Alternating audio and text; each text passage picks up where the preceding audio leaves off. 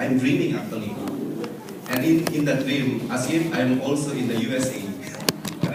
It's actually happened to me that in one of the pictures I met Pastor Jubir, who is in Iligan, Oregon. And I thought, can we take also a picture? And then we will post it also in FB. And one of the amazing pictures that I have seen in the dream is I saw the picture of Jesus in the tree.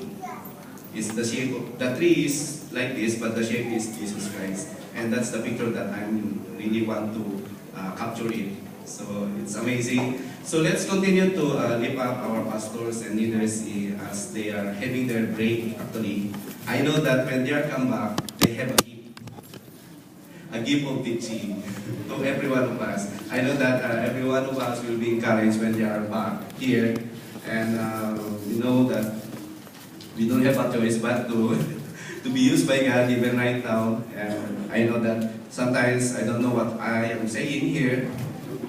I don't understand because I'm speaking in tongues. God will continue to speak in our midst, and it's my prayer that God will continue to use each one of us, that even our pastors are not here, but the Lord is here. And Amen. So, are you ready for the word? Who among you are here last week? Okay, amen. So, for those who have not happened that you are not here, let's have a recap of what has been spoken last week. We are in this whole month of August, we are talking about stronger. Can you repeat with me? Stronger. Stronger In prayer. Okay, so that's our topic for this whole month of August. And week 1, we are talking about the prayer of Jesus. Even our Lord Himself has been indulging Himself to pray. And prayer and victorious life is the topic last week. And there are 3 points that has been shared last time. First is Jesus. Prayer is the number 1 priority of our Lord Jesus Christ. And indeed, it's a challenge for most of us because there are a lot of distractions, right? So, but here, really I admire our Lord Jesus because in spite of His busyness in the ministry, He always find time to pray and go to the Father. Okay? And all of us wants to have a power, right? There are 2 different of authority and power. Okay? The policeman, when he is in the intersection, actually, he has the authority to stop any car, right? When he do like that, he has the authority and he can stop any car, right? Who among you have been stopped by the Dubai policeman already? Can I see your pitaka? Or power is another thing. Power is just like Superman. He has the power to save or fly or anywhere we go. But Jesus Christ has both. He has both authority and power. That's the power of our Lord Jesus Christ we are serving. Amen? And so, the third one is prayer is Jesus' plea. So, He is always pleading to God. He is interceding to the God of our Father. Okay? And for this week, we are talking about, for this week, I'm talking about the prayer of Daniel. Okay? The prayer and promises of God. Who among you have made a promises or vow recently? Okay? We define promises, is that something, a commitment by someone to do or not to do something. It can be a vow or contrast. That is a promise. For singles, what are your promises to those who are your praying? Right? I promise you the moon and the stars. Or for husband and wife, maybe during their marriage vow, I promise to be true to you in good times and in bad, in sickness, in sickness or in health. So those are the promises that we are making, right? Even to ourselves, maybe we are promising, Lord, I promise I go to the gym, I need to trim down, right?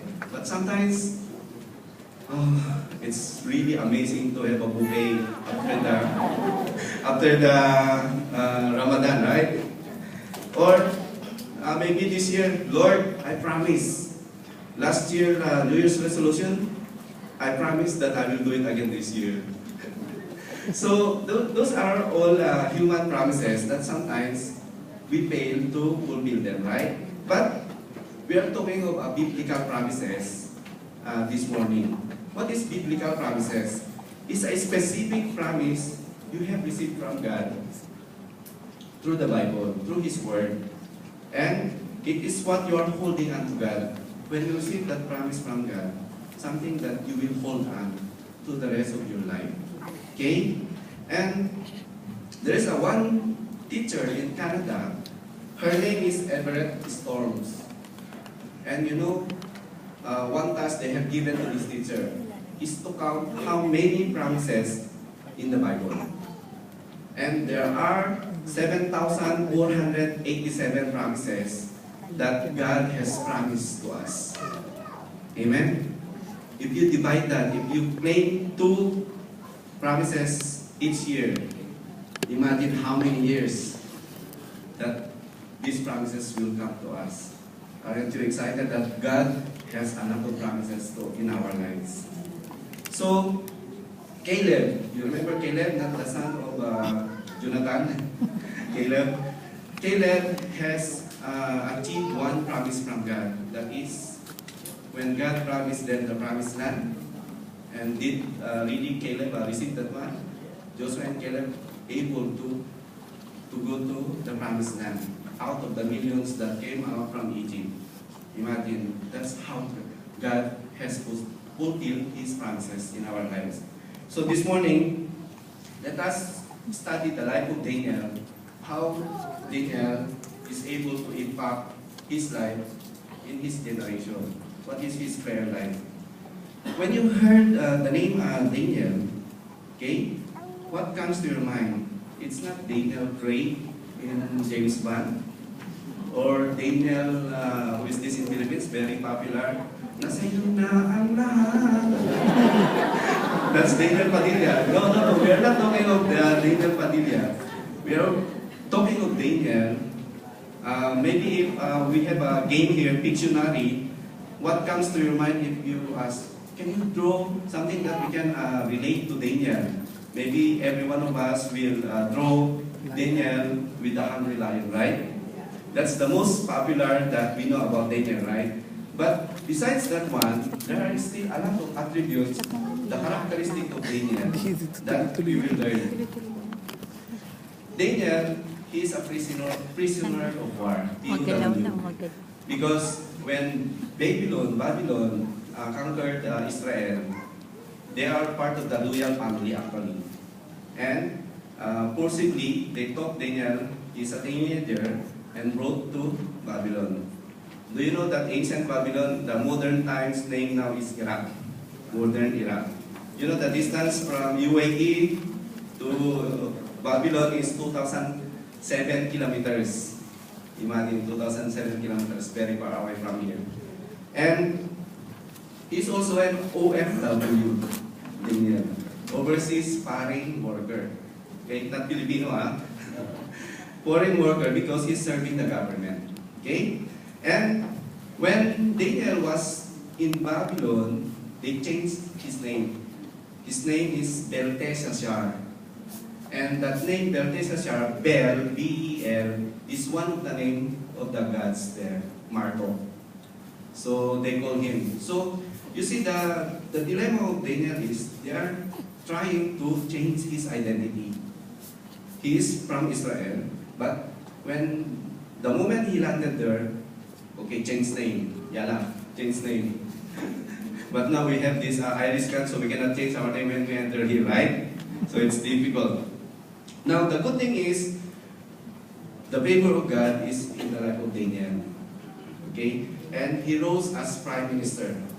You know that there's a king, and he's the second in command throughout Babylon.